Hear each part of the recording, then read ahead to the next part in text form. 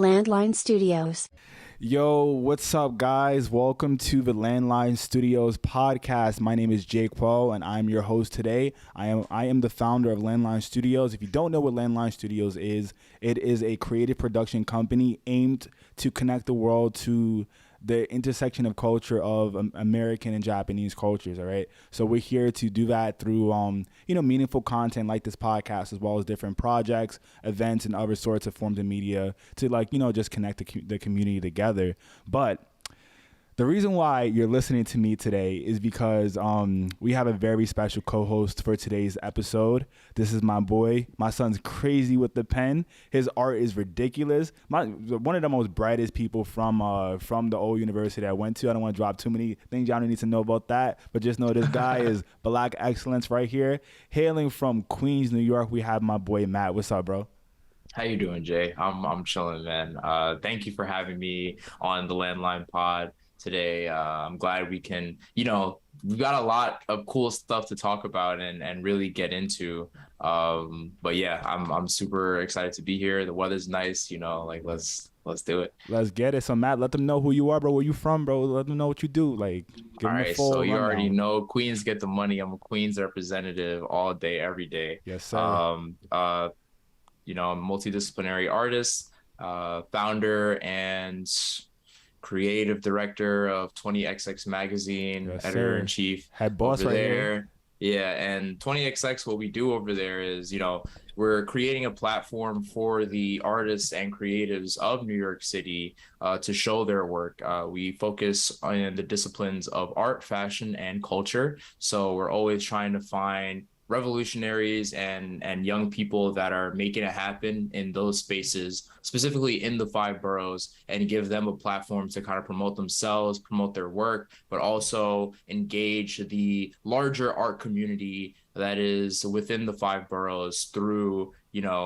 print magazines, which is our main outlet. We have our social media. We've got medium.com where we publish all our online stories and things like that at the moment. And different cool projects like the one that we will get into a little bit later. Yes, sir. So y'all heard that, yo. If y'all haven't already, go cop issue 2 right now. It's just out for sale. You know what I'm saying, man? I had to get one. So if I got one, you gotta get one. Stop playing. You Don't gotta slide. get one. Like, if you don't have one already, that's crazy. Like, for real. 20xx.nyc. Type that into your browser. Sign up for the newsletter. Yes, we got sir. a weekly newsletter every week where we put on shows and events and just cool stuff like that we find on the internet or just around like in the world. We send that off to our community. So yeah, tap in and like get engaged with us and hit us up. Like, if you're a New York City creative and you want to work or you want to utilize this platform, like, please, this is what we exist for. So don't be afraid. At 20xxmag on Instagram, Yes, https://20xx.nyc for the website. And yeah, if you want to find me, again, I'm Matthew. At Matthias.gif on Instagram if you'd love to see my work or some fits, or if you're trying to catch me streaming over on Yes, Twitch sir. sometimes, do all that. So yeah, love to meet you, love to see what you got in store. You guys heard it here first, man. See, this is not Matt's first time on the pod, bro. You feel me? It wasn't. I don't know if we did the Landline Studios podcast yet, but Matt was also a guest on my my other project I work with my boy Kevin. Keep it at 9,000, man. See, Yes, sir. my son knew exactly how to just give that full just rundown of everything that he does. Very clean, straight to the point. And I'm gonna be mad at y'all if y'all don't follow up and actually see what's up and see and check in with him. Okay, so do what y'all got to do. So let me just shed some light about how all this started and why we're here today. So, me and Matt, we went to the same university, but we actually linked up on Twitter. A lot of the mutual homies just, I guess, had us in the same conversations, and we ended up just chatting. Shout out Twitter, shout out to all the homies. And then, we got to know each other, and we were just like, yo, bro, we need to create some type of work together. We just got to figure out what it is. We sat in the conversation a few times, and then we just one day were like, yo, I think we finally have an idea of what we want to create. So that's us segmenting into what we've made, because now it's not even like an idea anymore. It's real, and it's It's here. So we have our project, Living, yeah. Analog Nostalgia. Yes, So sir. Matt, let's talk about analog nostalgia, bro. Give me a Absolutely, beautiful man. description of it. You are very eloquent with your words. So give it up to the Yes, world. very, very well said. Yeah. Analog nostalgia, really what we want to do with analog nostalgia is, again, like Jake Paul said, the goal of Landline and the goal of 20XX is to incorporate just art, incorporate community, and incorporate like people and real people's stories into the work that we put out and the work that we display. And analog nostalgia is exactly that. So we are putting together a book for y'all, right? So if y'all don't know what a book is, right?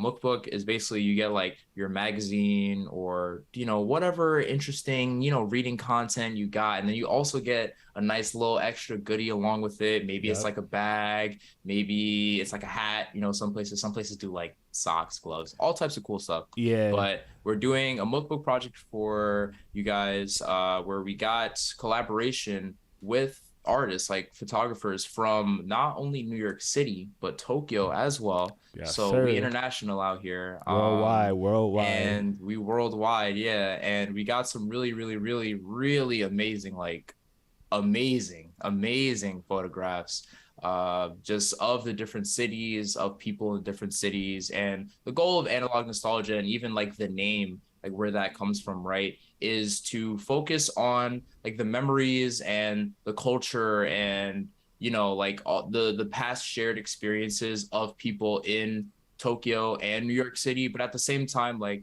to compare and contrast them, like, all right, like what do we share, like what's similar, like with people that exist on the other side of the world, like what culture do we share, right? But then also what's super different, like what's new, what's fresh, like what do I want to learn about? Facts.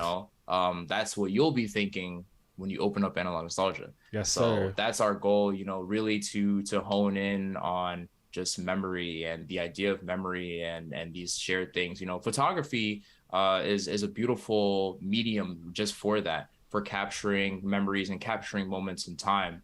And we really want to display just what that is and what that feeling is, really, with memories and these moments in time that you look back on and it's like, oh snap, this is amazing. Like I could like draw something, but Facts. It won't really evoke that same damn, like this is, well, I mean, it depends, right? Like whatever the focus or the goal with the pieces, right? Because I do have some stuff that I'm like, damn, like I remember this time, like I remember what I was going through when I made this, like, yeah.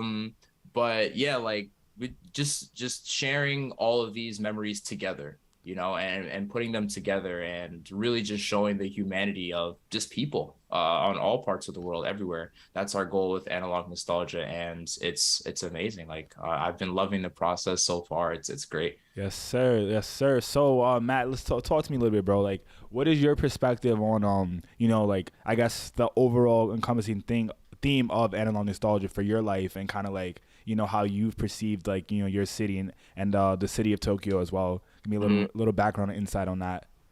Yeah, like for me, analog nostalgia, what does analog nostalgia mean to me? Like when I think of analog nostalgia, like one of the first things that comes to mind is always the Game Boy Advance. Like let's start there, right? Like if we talking about one, nostalgia, and then analog, like technology, like analog for me is always just like buttons. It's something tangible, something tactile. Facts. Which I think plays into also the importance of doing a book for this project, right? Like something you can flip through, something you can hold on to, like an object that exists in space and in time, right? But again, like I always go back to the Game Boy Advance. I'm a big gamer myself, and I'm like a huge Pokemon fan. I used to play like all like the Pokemon games and whatnot, and like just those memories, those fond memories of like being a kid and not really having to worry about like too much stuff, but just having fun. Like that was just the goal every day. It was like, yo, how we having fun? Like if you was to go outside and like play with the homies on the block, like I don't even think kids really be doing that these days. Yeah, because think about it, bro. Like back in the day, right? Say for example, you brought up the Pokemon example. Like back in the day, if you wanted to trade Pokemon, it wasn't, yo, bro, answer your Discord, I'm trying to trade a Pokemon with you. It was, bro, we have to go to someone's house. You got to whip out that link cable, and we have to physically be in each other's space as we make this trade. You feel me? Like it was a completely different environment back then. completely different environment. And like even just that, like going to the homie's house to like hang out and play games. Like now it's like, oh, if you want to play games with the homies, it's like, all right, hit me on Discord, hit me on Steam, here's the invite code link, whatever, da da da da. Right, Yeah. there was, like just the beauty of kind of connection and like real world connection to people, and speaking with people and enjoying their space and all that kind of stuff, I think is, that even I would say like ties into the idea of just nostalgia now for Mm-hmm. our age, right? Like we're living in the digital age. Like even you and I now, like Yeah, for we're sure. not sitting next to each other Yeah. speaking and having this conversation, but the conversation is being had, and it's like a lot of things just with, I guess, the way people are connecting have been changing, but like nostalgia for me really is just connection. And I feel like a deeper sense of nostalgia when I can connect with other people. Like you just like brought up the link cables, right? Like, Yeah. bro, like the link cables was it. Like there was no, like you said, like before the days of the global trade station, for those that know, for the Gen 4 Pokemon heads, right? Oh yeah. Like before the GTS, like there, like you had to dead pull up on your homie, right? Facts. I had to wait for the card pass. Yeah. You would have to pull up on your friend, right? And be like, yo, like let's trade. Like, let me see what you got. And he'd be like, nah, you ain't getting a Mewtwo, bro. Like you wildin'. Like, but it was Facts. cool, and just all these different feelings, right? That I can share with another person, share these memories with another friend, or like even someone I've never met or someone I've never spoken to that knows what I'm like, what type of timing I'm on, and like Mm-hmm. like understands that, I think is the beauty of analog nostalgia. And I hope that the way, the book is presented, and when y'all finally get a chance to look at it and see the project and see the photography in it, like y'all feel the same way as well. But that's how I feel for me. What about you, Jay? Like what's analog nostalgia to you, and how is nostalgia active within your life? So to me, I feel like analog nostalgia is kind of like I don't know, like I guess to start off, it would be very reminiscent for me to like I guess like the film camera and kind of like what the medium that we worked with the project for is. Essentially, I've always like enjoyed using film cameras. Even like as a child, I used to run up my dad's like disposables. You feel me? He'll come back and be like, "Yo, bro, like you used all my film." Like, Bro, feel me? I got no more exposures left. What's going on? Yeah, but like I was always just very invested into taking photos, and then like I guess just like sitting back once they're printed and like really just taking in the moment, like wow, that was a time in my life that I won't be able to relive, but I get to relive it through this analog, like kind of like this print that's of that moment. And like we all have photo albums back in the crib. If you were born in like 90s, early 2000s, even way before then, of just like you as a kid. Nowadays, like kids may not have those print albums anymore. It might just be their parent going, "Yeah, bro, if you look on my iCloud, I got all your baby like, photos here's here." the Facebook. Oh, 3 years ago, this is you, like like type shit. Yeah, Exactly. But I've always been kind of like I guess like obsessed with like that feeling of tapping back into memories through like photography and also like videography too. Like there was a point in my life where I picked up video and thought that was gonna be like my thing, and then I just realized I was like, yo, this is mad work. But video is hard. not to say that it's still not fire. And I just feel like even with film, like what I really enjoy about like film and watching like I guess like movies from like the late 90s, early 2000s is kind of like sometimes if the reference is really not the reference, if the way the reference was executed properly, I really feel as if I am going back to that time period in life. Like I've lived through that era of like 90s, early 2000s, and I remember perceiving that as a child in that time, and then seeing it on film and kind of coming back to it brings me back to that time. But now I'm there from a completely different perspective. You feel me? Like now I'm an adult. I don't see whatever we're watching on the screen as what I saw before. Before I might have seen it as comedy. Come back 20 years later, now it's like, oh, this was actually like a serious plot. What the hell? Like, it's like, oh, they was talking about racism and imperialism in this joint. That completely went over my head as a kid. Like, yeah, type shit. Like, what was it? What was I watching the other day? It was. Oh my God, I love Spirited Away. I've always loved that movie Spirited Away since I was a kid. But like Spirited Away is an animated movie for those who don't know. It's by Studio Ghibli.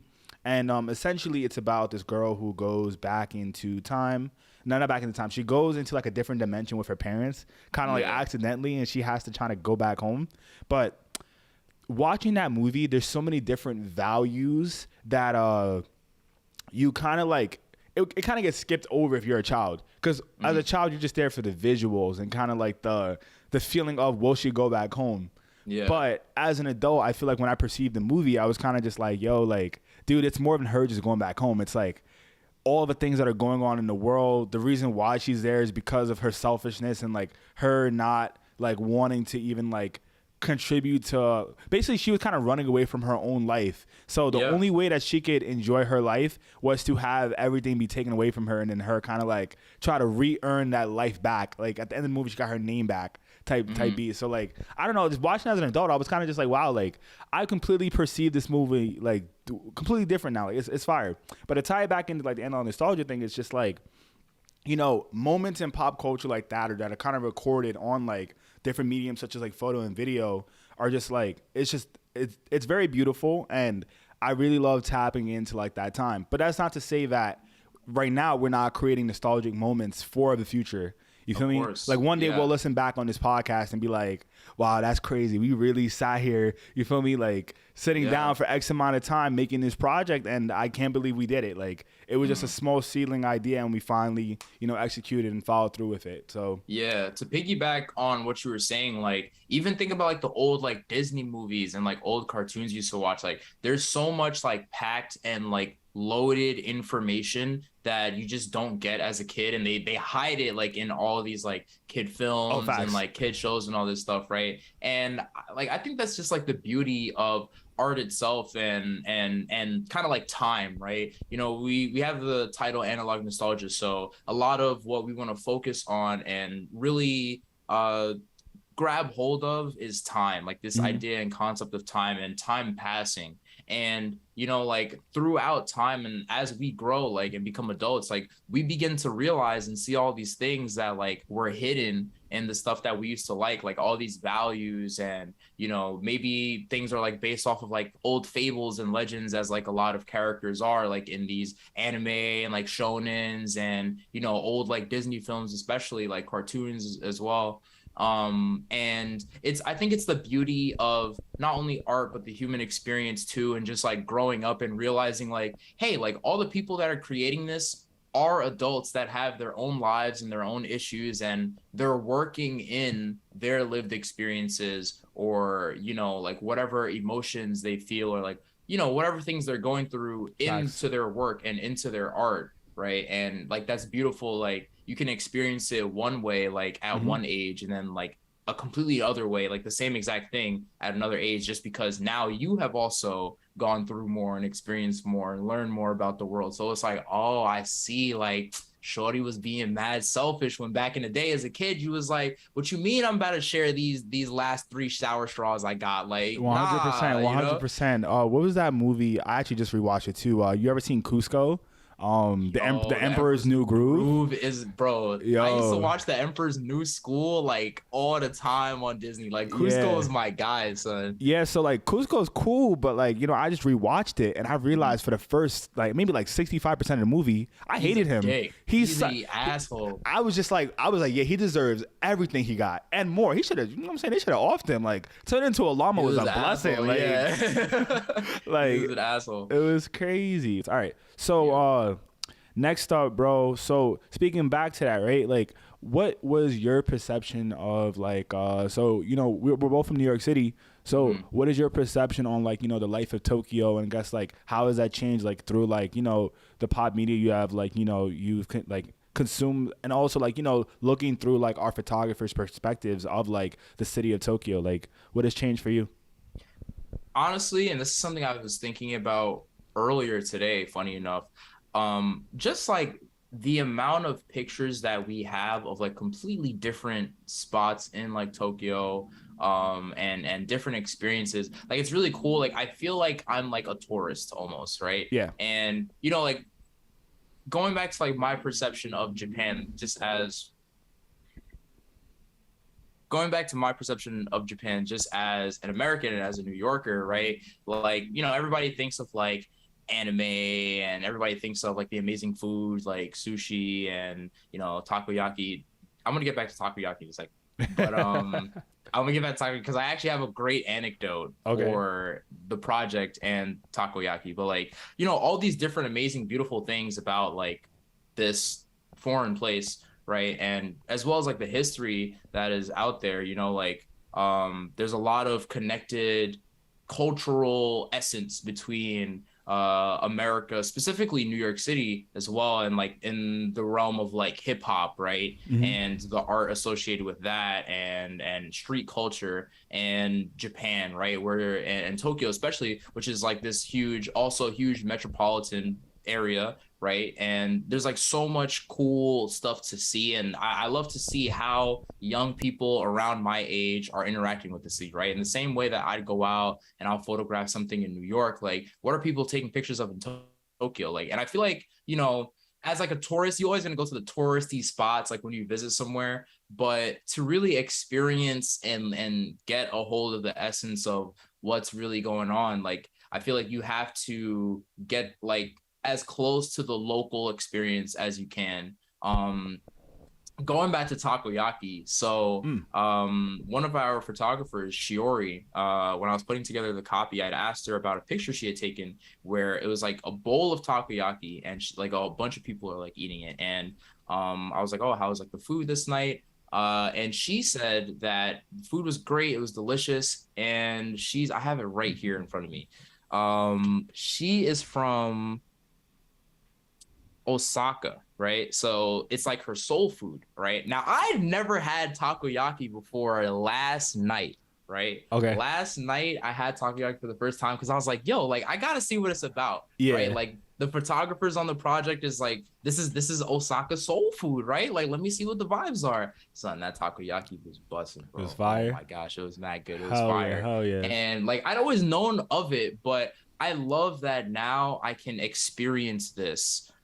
And like I almost feel some connection to it because of this other person who, you know, I've spoken to and their connection to it. And it's like their cultural lived nostalgic connection to it. Like this is like, she's like, yo, this is hometown food for me, you know? And, you know, getting to live in and be a part of that, I think has just been like great. And it really makes me just like want to like, I feel good because now I can experience, I feel like Japan, right, and Tokyo through the pictures of what we got, and really learning about the culture from the photographers and speaking with them and just seeing it in their pictures. And then, you know, whatever I can experience over here. And of course, you know, I'm gonna get out there when I can.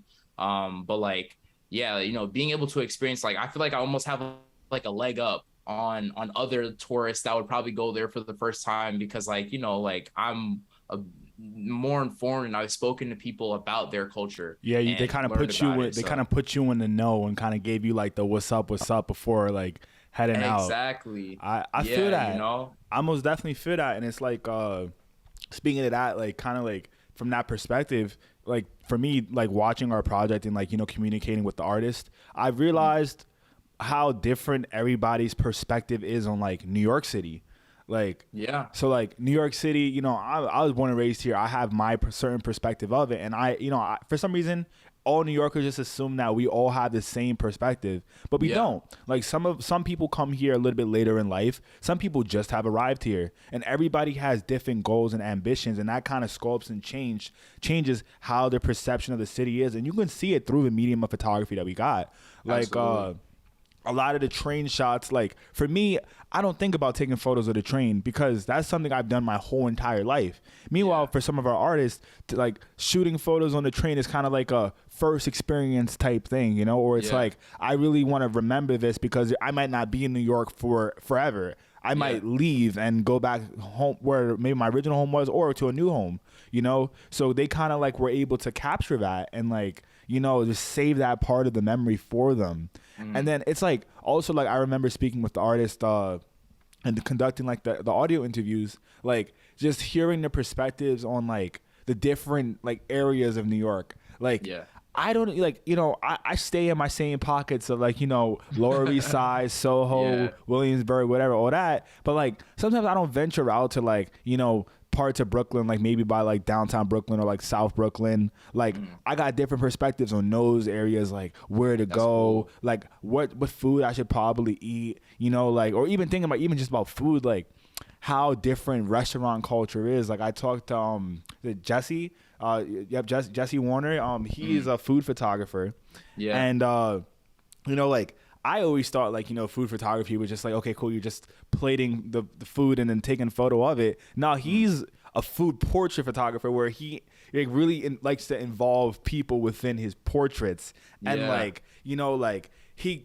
combines the food and the people, so you're getting best of both worlds, and he's showing how messy people can be but how messy the food can be and how you should eat the food. Like it's a very different perspective that I would have never seen, you feel me? Like it is fire. And I think that even goes back just to the beauty of the two cities we're focusing on. Like these are super culturally like heavy cities, you know, like, and there's mad people in both of these spots. So it's like you're not going to get the same thing from every person, right? And it's so funny, like I almost want to like think about like how different would this project be like if 20XX and Landline were like started in Tokyo, right? Yeah, like and Tokyo like, based, yeah. Like we're trying to link with some New York heads, like what would it be like to see the photography from our hometown photographers and be like, okay, like I recognize this, or like I understand what's going on here, or it's like, okay, it's cool that you took a picture of this, because it's like even some of the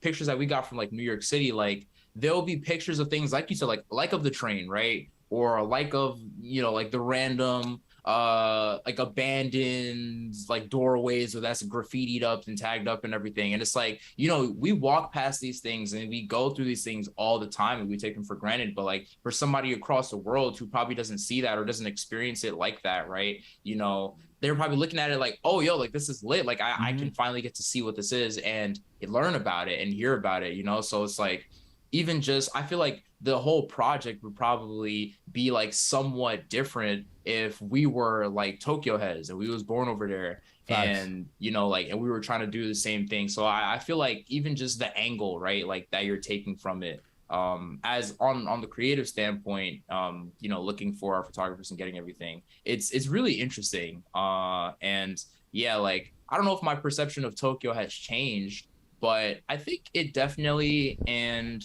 this is probably also just the case of like I feel like photography and like photography kind of just does this, like when you just see like people like in pictures, like it makes it seem more accessible. So tell me, Jaquel, why do you want to do analog nostalgia? Like what's pushing you and getting this out and Landline? Like why do we need to do analog nostalgia? So we need to do analog nostalgia because I feel as if it's a perspective that I think I have not seen before in print media, at least. Like that's come up in my radar. Like I haven't seen like any projects like connecting like New York City and Tokyo like cultural perspectives and artists. So I just feel as if the world kind of needs it. Essentially, they need to hear and like see like the examples that we set in the project. They won't ever be able to. I mean, they probably could if they just go on people's individuals' channels and check it out. But I think that having a centralized location to like get all the different viewpoints from the cultural perspectives that we kind of brought up is very important. And I think that analog nostalgia will serve to be that point. Yeah. It's just and it's also what I'm saying, man. It's a collaboration between 20XX and Landline. The world needs that. Like I don't know. I'm just being selfish with that. Like they need to see this. You feel me? They need to. Yeah. No. I mean, I agree. Like I am big hype on just the collaboration part of it. Like we get to work on something together and put something out, and not only connect the communities at large.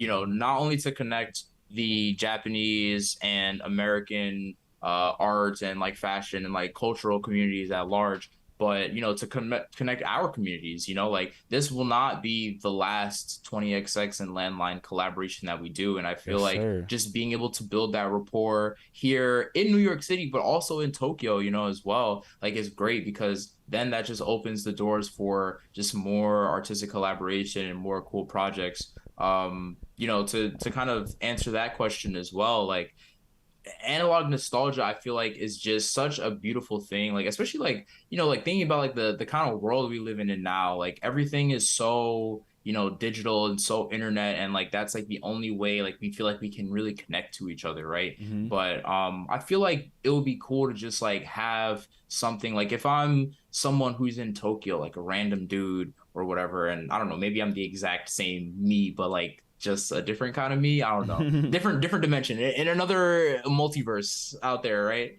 But like and someone would hit me like, yo, like, hey, like check out this analog nostalgia, like this book, that these people in New York City put together, and it's got like stuff that I recognize from my home areas and my hometown, and like all these different kinds of things, like that kind of connection. I feel like one is just like, oh snap, like I can connect to this, but then two, it's like, yo, like let me see what people in New York City got going on, like let me see what they're doing. Exactly. And like it doesn't have to be like you have to find this on Instagram, like you looking at this in a piece, like this is going to be like a something that can live throughout time, like something you can hold and flip through and is tangible. And I feel like, again, like we were talking about the photo books and how that's kind of even becoming a thing of the past, right? Mm-hmm. Like now we have like a photo book, like this is essentially a shared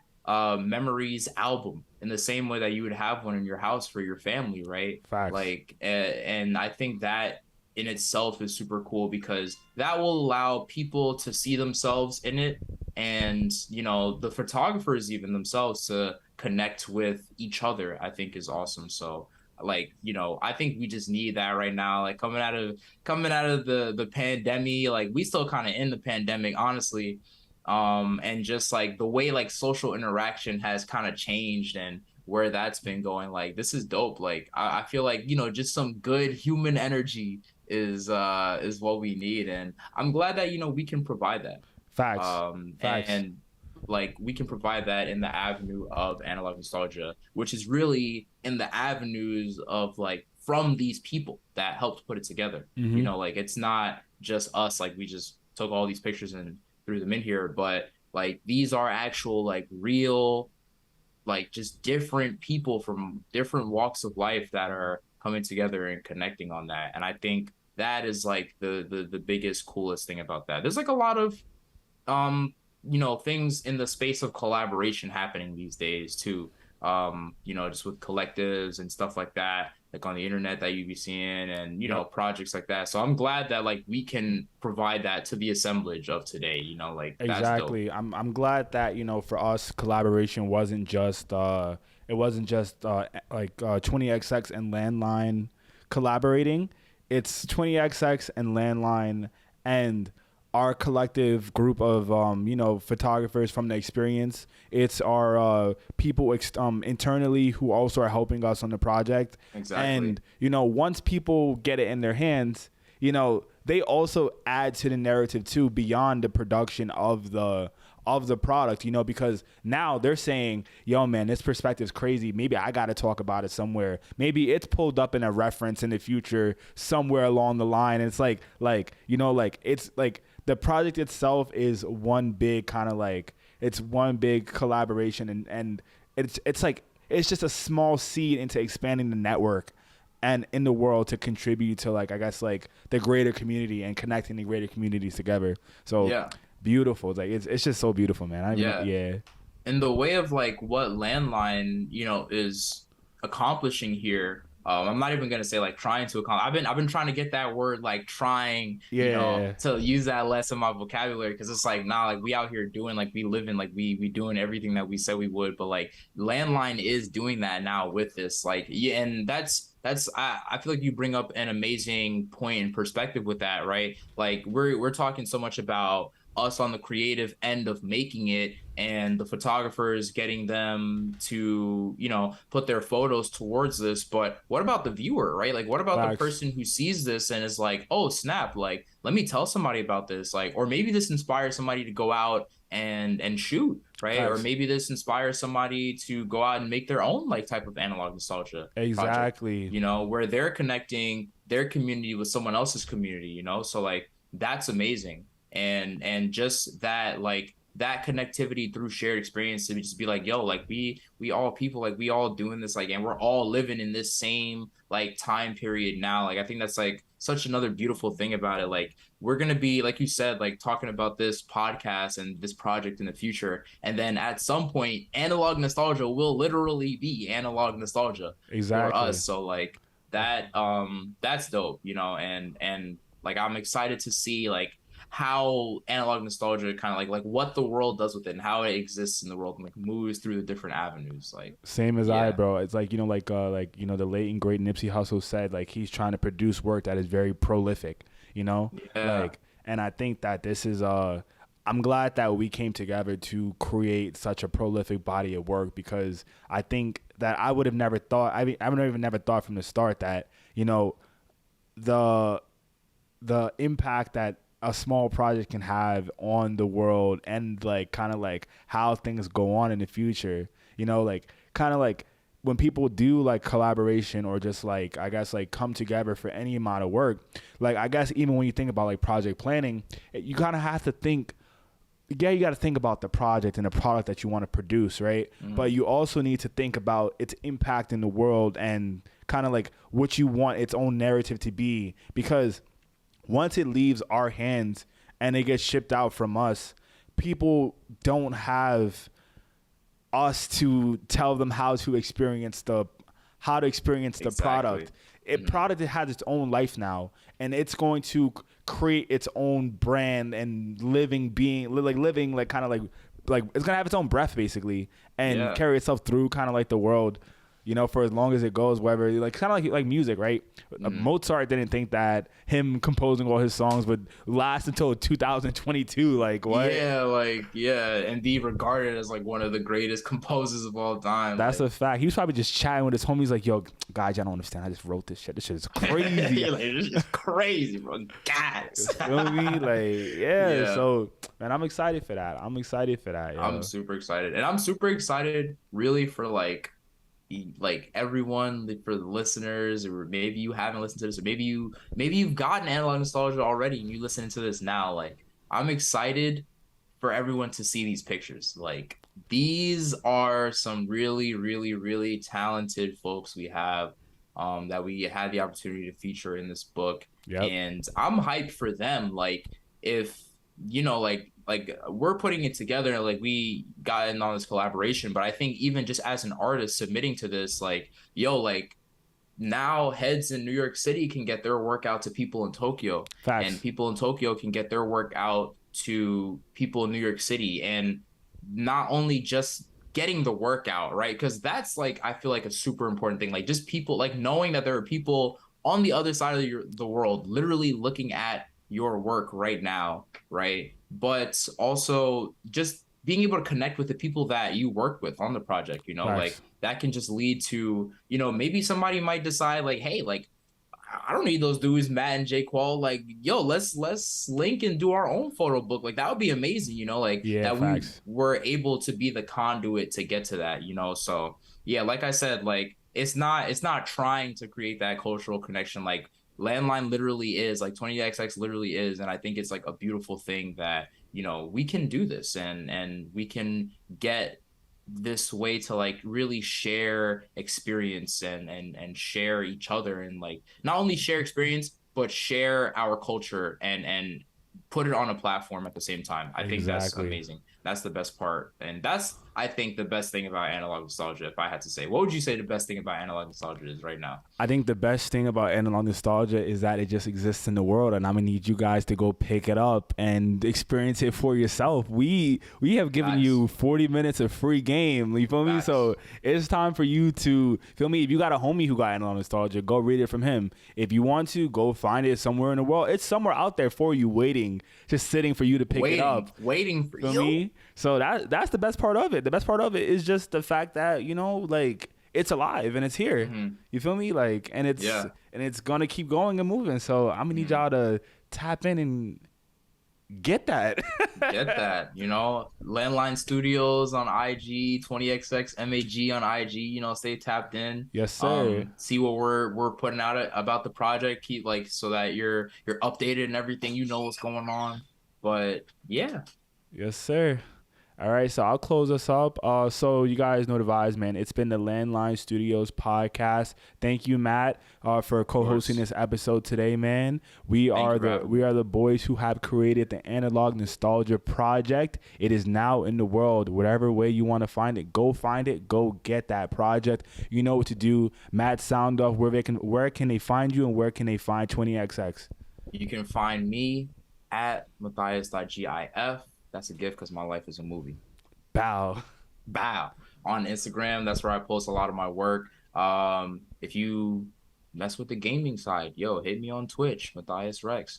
We taking a little bit of a hiatus. It's on and off, but we gonna get back into that full swing. But for 20XX, you already know 20xx.nyc, https://20xx.nyc. Sign up for our newsletter. Yes, sir. Get that newsletter. Shit is fire. Follow us on Instagram, 20xxmag. Yes, sir. Thank you, Matt, for coming today. You guys know what the vibes is. It's been your boy Jay Quell from Landline Studios. You guys know where to find us at Landline Studios on everything. If you're listening to this, go ahead and give the episode a like and give us, some comments and feedback about it. What was very informative about it. What did you like? What did you didn't like? Do you think that I should have wore a green shirt instead of a white shirt? Do you not like Pocari Sweat? Let me know, bro. See, we can't do things without, your feedback and your opinion. We're a community at the end of the day, and that's all we do is we try to connect the community and bring the community together. So thank you so much for listening to this episode, and we will catch you on the next one. Peace.